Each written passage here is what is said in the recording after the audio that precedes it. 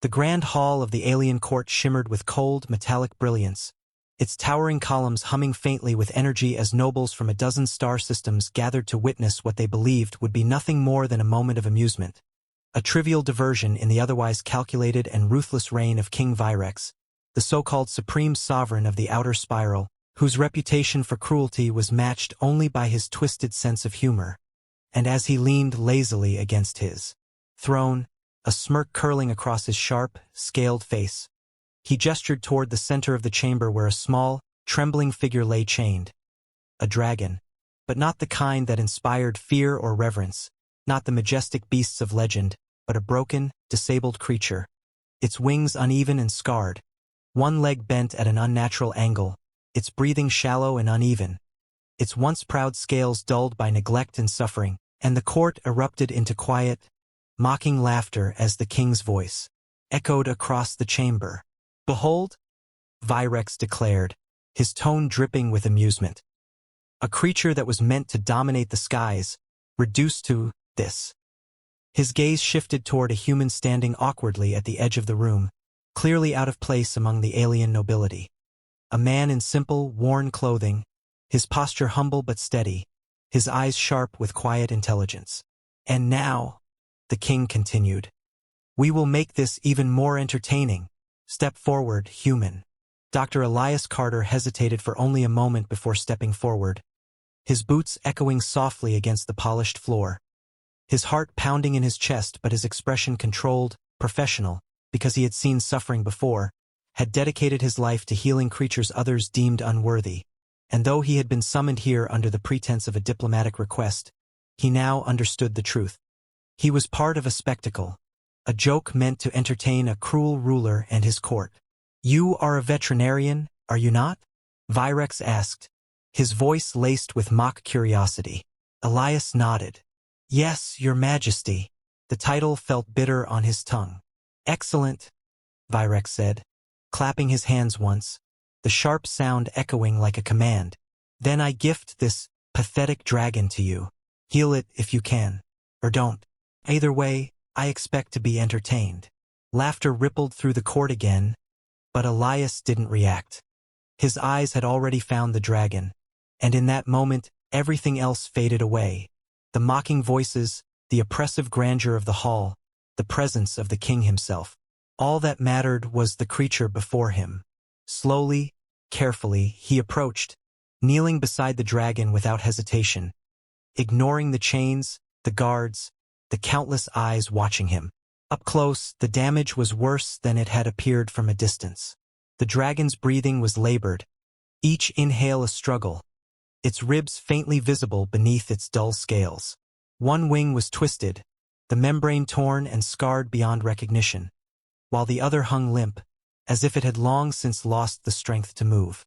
Its leg, Elias's jaw tightened as he examined it, had healed incorrectly, the bones set at a crooked angle, likely without any form of treatment. This wasn't just neglect. This was deliberate.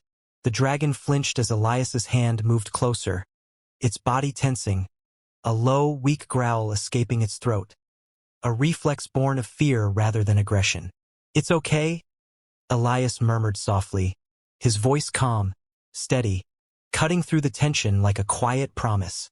"I'm not here to hurt you." The dragon's eyes dim, but still alive, locked onto his, searching, uncertain, as if trying to understand something it had long forgotten. Kindness.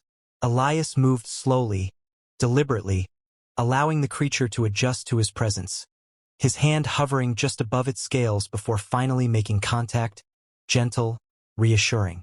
The reaction was immediate, not resistance, but confusion. The dragon didn't pull away. It simply froze, as if unsure how to respond to touch that wasn't pain. Behind him, the court had grown quieter, the expected spectacle not unfolding as they had anticipated. There was no panic, no failure, no immediate defeat. Instead, there was something far less entertaining to them, but far more powerful: patience. Elias continued his examination, his mind already working through the possibilities, the treatments, the risks. "This dragon is severely injured," he said, his voice steady as he addressed the king without turning around. If you want it to survive, I'll need proper equipment, medication, and time. Virex laughed, though there was a faint edge of irritation beneath the sound. Survive? I didn't say anything about survival, human. I said I wanted to be entertained. Elias finally looked up, meeting the king's gaze directly, his expression unwavering. Then let me do my job, he said simply. The boldness of the response sent a ripple through the court. For a moment, silence hung heavy in the air, broken only by the faint, uneven breathing of the dragon. Then, slowly, Virex leaned back in his throne, his smirk returning. Very well, he said, waving a dismissive hand. You have your chance. Take your broken pet and see what you can do. But don't take too long. I grow bored easily. Elias didn't wait for further instruction. With the help of a few reluctant guards, he had the dragon carefully transported out of the hall and into a small, makeshift medical bay that had clearly been assembled as an afterthought. The moment the doors closed behind them, shutting out the cold laughter of the court, the atmosphere shifted completely. Elias exhaled slowly, rolling up his sleeves as he turned his full attention to the dragon. All right, he said quietly, more to himself than anything else. Let's see what we can do. The hours that followed were long and meticulous. Elias worked with a focus that bordered on obsession, cleaning wounds, assessing damage, setting up basic support systems to stabilize the dragon's breathing. The creature remained tense at first, flinching at every movement, every touch, but gradually, as the pain began to ease, as the hands that touched it brought relief instead of suffering, something began to change. His body relaxed, if only slightly. His breathing steadied, and its eyes, those tired, dim eyes, began to follow Elias with something new, cautious trust. You've been through a lot, haven't you? Elias murmured as he carefully adjusted a support brace for its leg. But you're not done yet. Not if I have anything to say about it. The dragon let out a soft, almost inaudible sound. Not quite a growl, not quite a sigh, and for the first time it didn't pull away from his touch. Outside, the alien court continued its games, its politics, its cruelty. But within that small, dimly lit medical bay, something entirely different was taking place. Something quiet, something unexpected, compassion. And though King Virex had intended this as nothing more than a joke, a fleeting amusement to pass the time, he had unknowingly set something far greater into motion. Because the moment Elias Carter chose to care, truly care, for a creature everyone else had discarded, the story stopped being about entertainment. It became about defiance. And in a kingdom built on cruelty, defiance had a way of changing everything. Dragon. The medical bay was quiet in a way that felt almost unreal compared to the cold, mocking noise of the royal court. And as the heavy doors sealed shut behind him, Dr. Elias Carter allowed himself a single steady breath before returning his full attention to the broken dragon lying before him, its fragile body rising and falling unevenly beneath the dim glow of sterile lights, its condition far worse than anything he had first assessed in the throne room. Because now, without the distraction of an audience, the truth was undeniable. This creature had not simply been neglected. It had been deliberately allowed to suffer, its injuries left untreated, its pain prolonged, its spirit slowly worn down over time, and Elias felt a quiet anger settle deep within him. Not the loud, reckless kind, but something colder, more focused, the kind that sharpened his resolve rather than clouded it. All right, he said softly, kneeling beside the dragon again, his voice calm and steady. We're going to fix this, one step at a time. The dragon's eyes flickered toward him, still wary, still uncertain, but no longer filled with immediate fear, as if some small part of it had already begun to recognize that this human was different from the others. Elias began with the most urgent problem, the dragon's breathing. He carefully adjusted the support device he had assembled, ensuring a steady flow of oxygen, monitoring the rhythm of each inhale and exhale, his trained eyes catching every irregularity, every sign of distress, and once he was certain that the dragon was stable enough to endure further treatment, he moved on to the leg, a far more complicated issue than he had initially hoped. The bone had healed incorrectly, twisted at an angle that would make proper movement nearly impossible, And worse, the surrounding tissue had adapted to the damage, meaning that correcting it would require breaking and resetting the bone entirely. Elias paused, his hand hovering just above the injury, his brow furrowing as he considered the risks. "This is going to hurt," he murmured, more to himself than to the dragon, though the creature's gaze remained fixed on him, as if it somehow understood the weight of his words. "But if I don't do it, you'll never walk properly again." For a moment he hesitated, not out of doubt in his ability, but out of respect for the life before him, because this wasn't just a procedure, it was a choice, one that would cause immediate pain in the hope of a better future, and he refused to make that decision lightly, even for a creature that had been treated as nothing more than a discarded toy by the king. Slowly, he reached out, placing a gentle hand against the dragon's neck, his voice lowering to a soft, reassuring tone. "I need you to trust me," he said quietly. "Just this once." The dragon didn't move. It didn't pull away.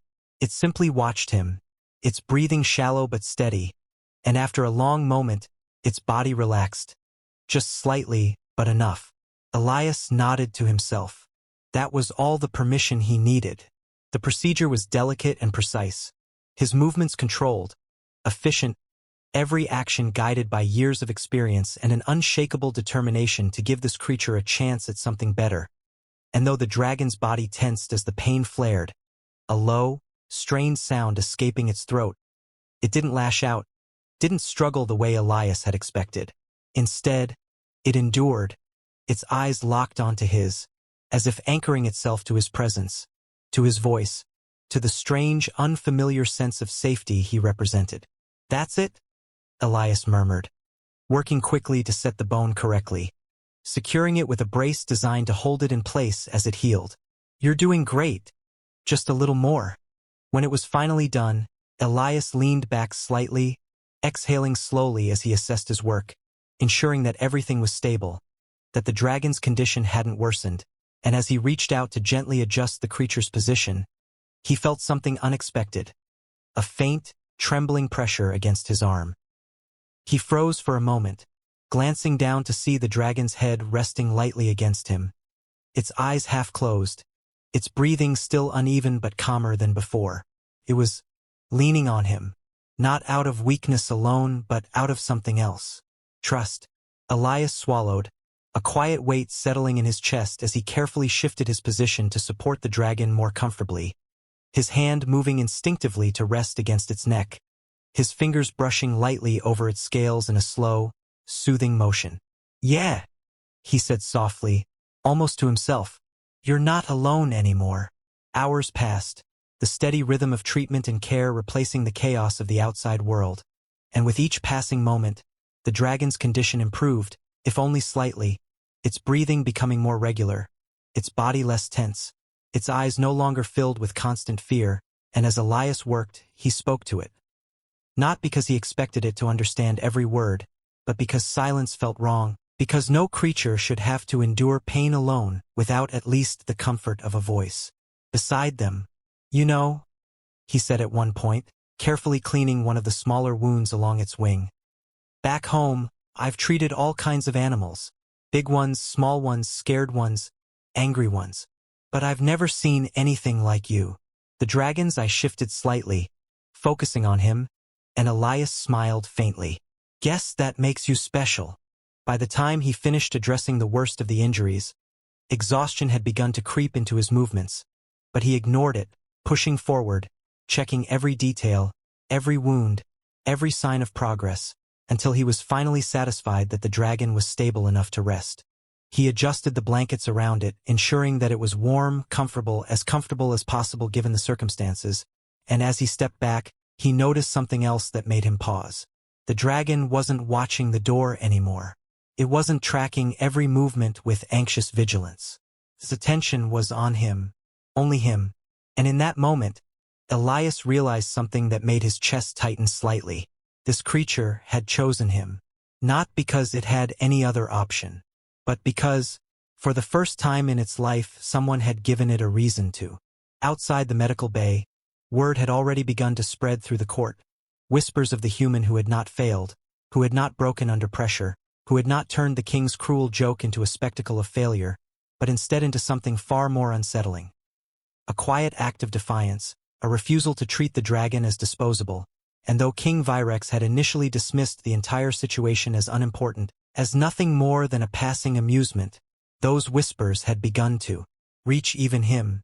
Inside the chamber, he leaned back in his throne once more, his expression unreadable as one of his advisors spoke cautiously. "Your Majesty, there are reports that the human is succeeding." Virex's eyes narrowed slightly. "Succeeding?" he repeated, his tone carrying a dangerous edge. "At what?" The advisor hesitated. "At healing the dragon." Silence fell. Then, slowly, a smile spread across the king's face. But this time, it wasn't one of amusement. It was something darker. "Interesting," Virex said quietly. "Very interesting."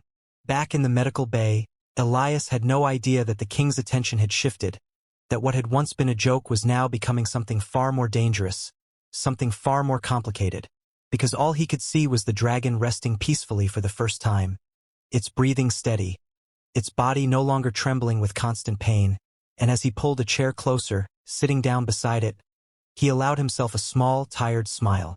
"Get some rest," he said softly. "You've earned it." The dragon's eyes closed slowly, its body relaxing completely as it drifted into sleep, and for the first time since it had been dragged into that cruel court, it didn't look like a broken creature. It looked like something worth saving. Dragon.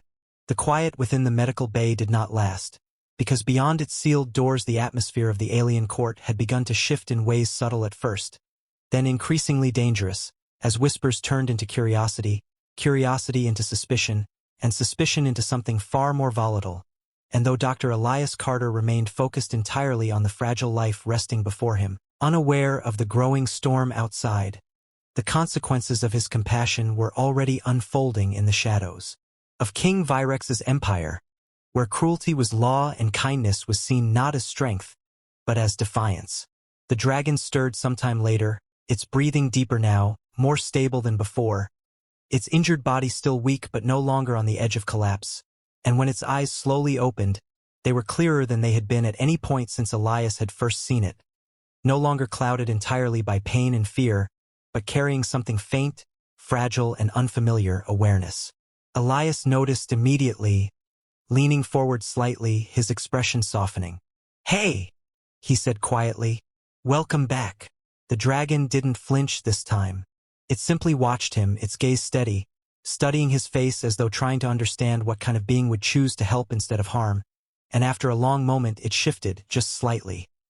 Its head lifting from where it had rested, testing its strength, its body responding slowly but without the same sharp resistance that had defined its movements before. Elias smiled faintly, encouraged. "Easy," he murmured, placing a gentle hand near its shoulder, not restraining, just guiding. "You're healing, but you're not there yet." The dragon stilled, then, surprisingly, it obeyed, settling back down without protest, as if it trusted his judgment more than its own instincts, and that small act, so simple, so quiet, carried more weight than any dramatic gesture ever could. Hours passed in careful observation, Elias checking the bandages, adjusting the support braces, ensuring that no complications had arisen from the procedures, and all the while, the dragon remained calm, its eyes following his movements, no longer filled with panic, but with a quiet, watchful curiosity. And as the silence stretched on, Elias found himself speaking again, his voice low, steady, filling the space with something warm and human. "You know," he said thoughtfully, "where I come from, animals don't get a choice about trusting us. We take care of them or we don't. But here," he paused, glancing at the dragon, "you're choosing." The dragon blinked slowly. Then, something unexpected happened. A faint, broken sound escaped its throat. Not a growl, not a cry, but something softer, almost like an attempt at speech, strained and uneven, as though the creature had forgotten how to communicate in any way that wasn't defensive or instinctive. Elias froze for a moment, his eyes widening slightly in surprise. "Hey, that's something," he said gently. "You trying to talk?" The dragon's head tilted slightly, as if confused by his reaction, but it didn't retreat. Instead, it made the sound again, quieter this time, almost questioning, and Elias felt a strange, powerful realization settle over him. This wasn't just a wounded animal. This was something more, something intelligent, something aware, and something that had been silenced for far too long. Before he could respond further, the calm was shattered. The doors to the medical bay slid open with a sharp, mechanical hiss, and a group of armored guards stepped inside, their presence immediately changing the atmosphere, their cold, impersonal gaze sweeping over the room before settling on Elias and the dragon. And behind them, moving with deliberate, predatory calm, came a figure Elias had hoped not to see again so soon. King Virex. "Well?" the king said slowly, his voice echoing through the room, smooth but edged with something dangerous. "It seems my little joke has become far more interesting than I anticipated." Elias rose to his feet immediately, positioning himself slightly in front of the dragon without even thinking about it. His posture straight, his expression controlled but firm. "It's still recovering," he said calmly. "If you're here to interfere, you'll undo everything I've done." Virex's eyes narrowed, not in anger, but in intrigue. "Listen to you," he murmured, stepping closer, his gaze flicking briefly to the dragon before returning to Elias, speaking as if it matters. "It does matter," Elias replied without hesitation. A ripple of tension spread through the guards at the boldness of his tone, but Virex simply tilted his head slightly, studying him with a calculating interest. "Tell me, human," he said, his voice lowering. "Why do you care so much? This creature is broken, useless. It was meant to be discarded." Elias didn't look away. "Because it's alive," he said simply. Silence followed. For a brief moment, something unreadable passed through Virex's expression, something that flickered and vanished so quickly it might have been imagined.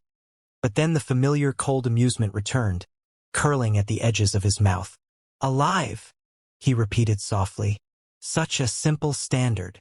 He turned his attention to the dragon again, stepping closer, his presence immediately causing the creature's body to tense, its earlier calm fracturing as instinctive fear surged back to the surface.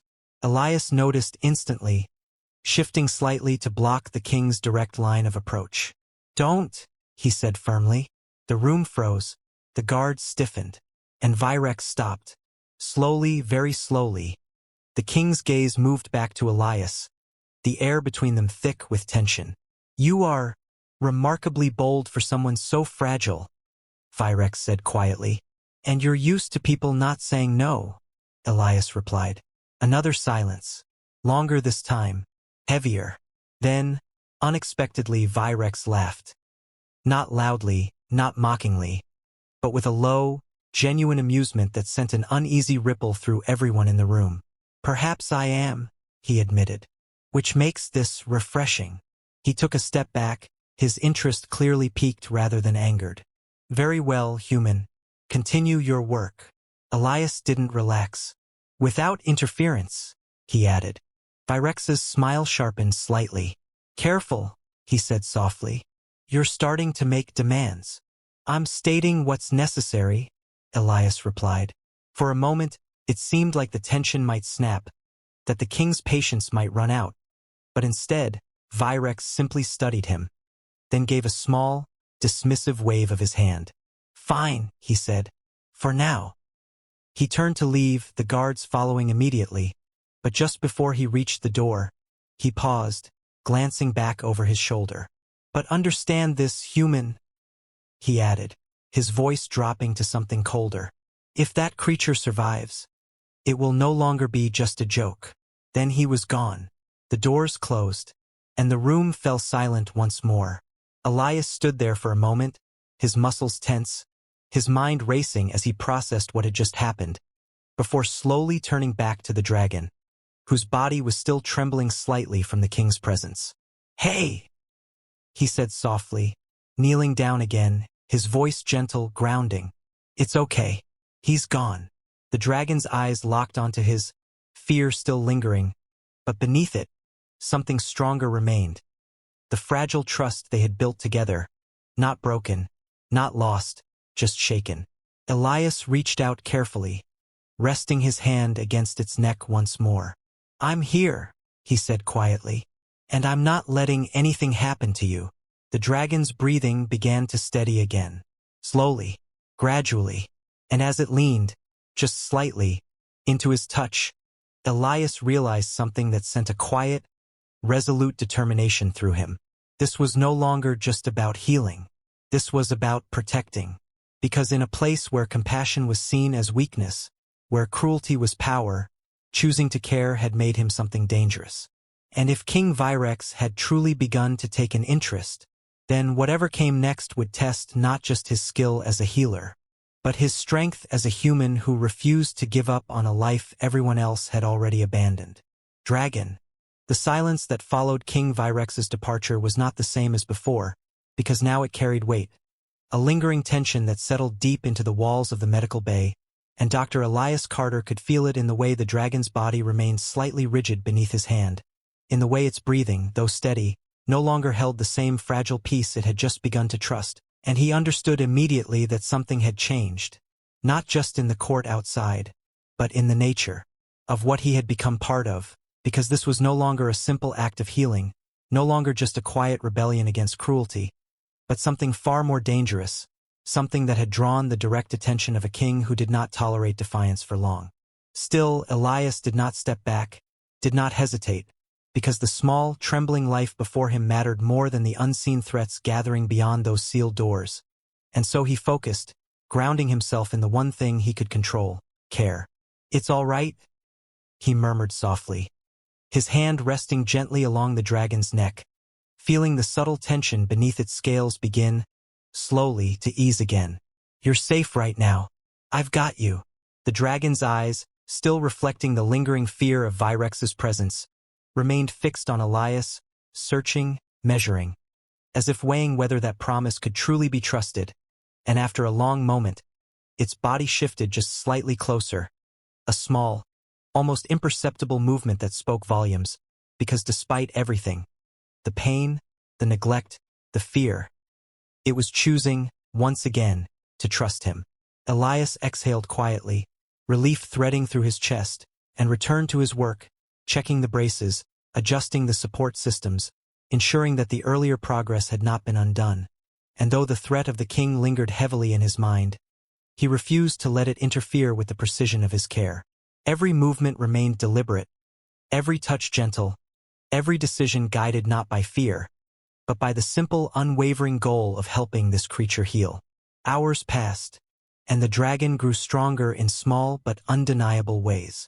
Its breathing stabilized further, its body no longer trembling constantly, its injured leg beginning to settle into the corrected position, and even its eyes, once dull and lifeless, began to hold a faint glimmer of awareness, of presence, of something that had been buried beneath layers of suffering for far too long. Elias noticed every change, every sign of improvement, and with each one, his resolve deepened, because this was proof that what he was doing mattered, that this life, once dismissed as worthless, was fighting to recover, to exist, to become something more again. "You're stronger than they think," Elias said quietly at one point, his voice carrying a calm certainty as he adjusted the bandages along the dragon's wing. "Stronger than they ever gave you credit for." The dragon blinked slowly, its gaze softening slightly, and then, in a moment that made Elias pause, it made that same faint, broken sound again. The attempt at communication, at expression, at something beyond instinct. This time, however, it was clearer, less strained, as though the creature was slowly rediscovering its voice. Elias's expression shifted, a small, genuine smile forming. "Yeah," he murmured. "I hear you." The connection between them, fragile but undeniable, grew stronger with every passing hour, built not on grand gestures, but on quiet consistency, on the steady rhythm of care and trust. And it was in that growing bond that Elias found the strength to face what came next, because he knew, deep down, that Virex would not simply let this continue without consequence. And he was right. The doors opened again, but this time, the entrance was not abrupt or aggressive.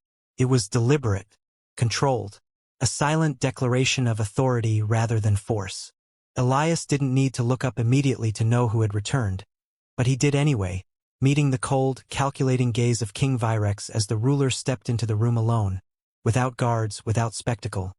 His presence somehow more dangerous in its quietness than it had been before.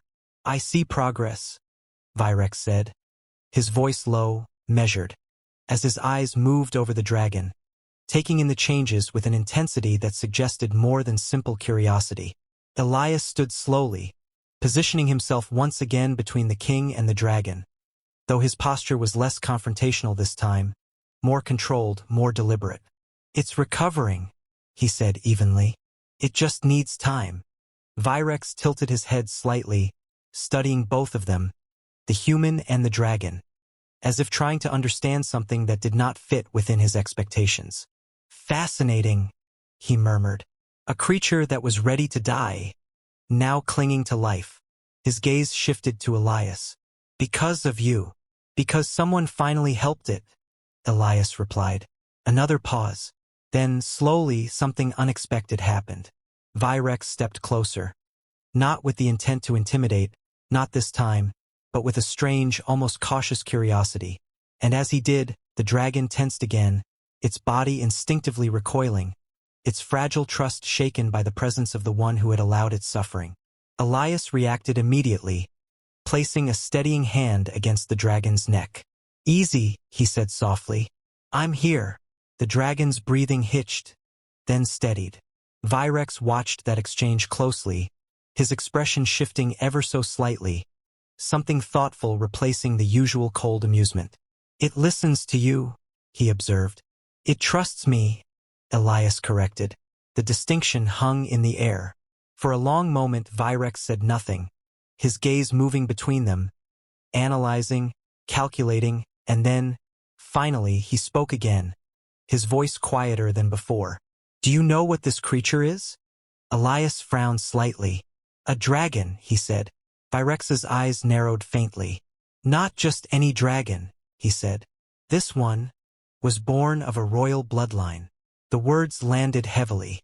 Elias's gaze flicked back to the dragon, his mind racing as the implications settled in.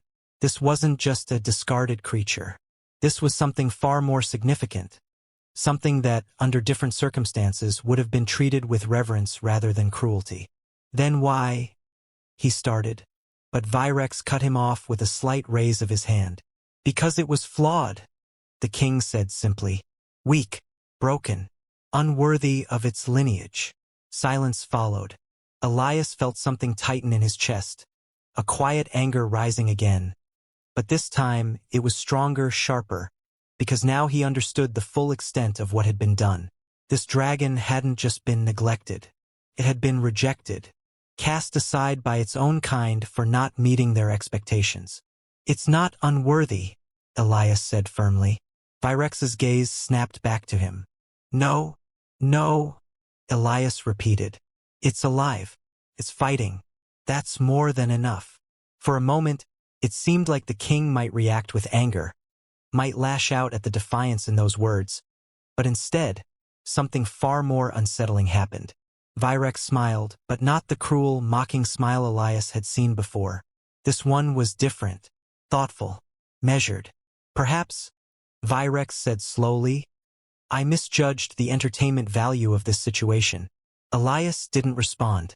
He didn't trust that tone. And he was right not to. "Very well, human," Virex continued, turning slightly as if preparing to leave once more. "You've proven something unexpected." He paused at the door, glancing back one last time. "You've shown that even something broken can be made into something interesting again." His eyes lingered on the dragon. "So I will allow this to continue." "Allow?" Elias repeated quietly. Virex's smile returned, faint but unmistakable. "For now," he said. "But understand this, what you are creating here no longer belongs solely to you." Then he was gone. The doors closed. And this time, the silence that followed was heavier than ever. Elias stood there for a long moment, the king's words echoing in his mind, before slowly turning back to the dragon, whose eyes were fixed on him once more, that same fragile trust still present, still unbroken despite everything. He knelt beside it again, his hand resting gently against its scales, his expression calm but resolute. "Don't worry," he said softly. "Whatever he thinks, whatever he wants, you're not a tool. You're not a joke." He paused, his voice firming slightly. "You're going to live." The dragon shifted closer, its body relaxing under his touch, its breathing steady, its presence stronger than it had ever been since he first found it. And in that quiet moment, Elias made a silent promise. Not just to heal it, not just to protect it, but to stand against whatever came next, no matter how dangerous it became. Because what had started as a joke had become something far more powerful, a bond. And in a world built on cruelty, that bond might just be the one thing strong enough to change everything. "Dragon,"